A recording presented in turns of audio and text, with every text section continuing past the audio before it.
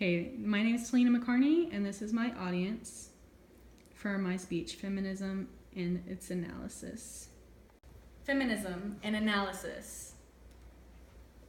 G.D. Anderson once said, "Feminism isn't about making women strong. It's about how the world perceives that strength because women were already strong." I've never understood feminism as it was presented to me in the media, and this lack of understanding prompted me to study feminism and more about the culture.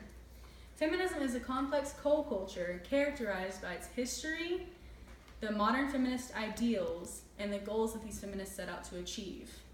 The history of feminism begins with suffrage that was started in the 1800s. However, it lost ground when the Civil War started and civil rights became an issue. And it was finally regained its strength whenever African American men won the right to vote.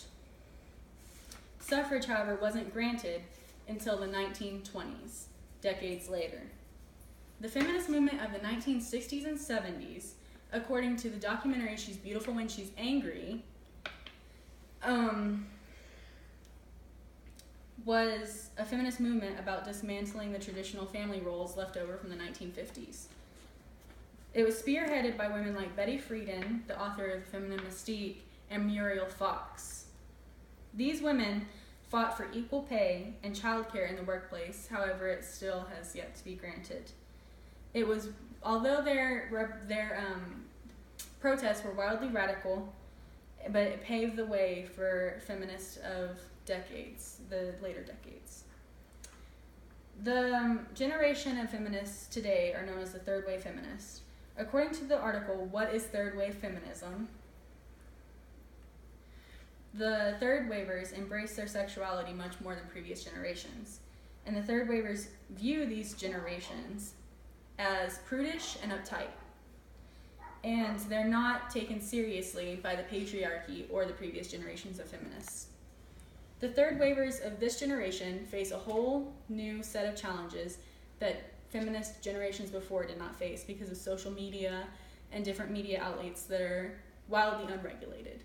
And these lack of regulations leads to more negative portrayals of women in the media and less positive ones.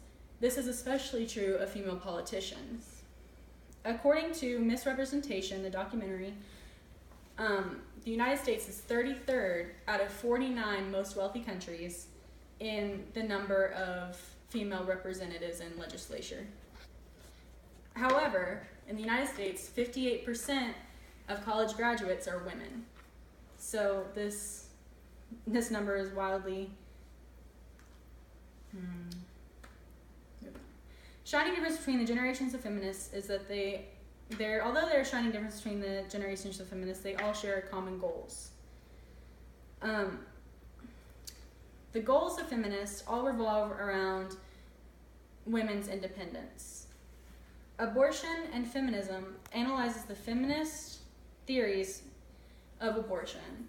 And the favored theory is the autonomy theory, which states that a woman has a right to do with what she wants to her body because it is her own body.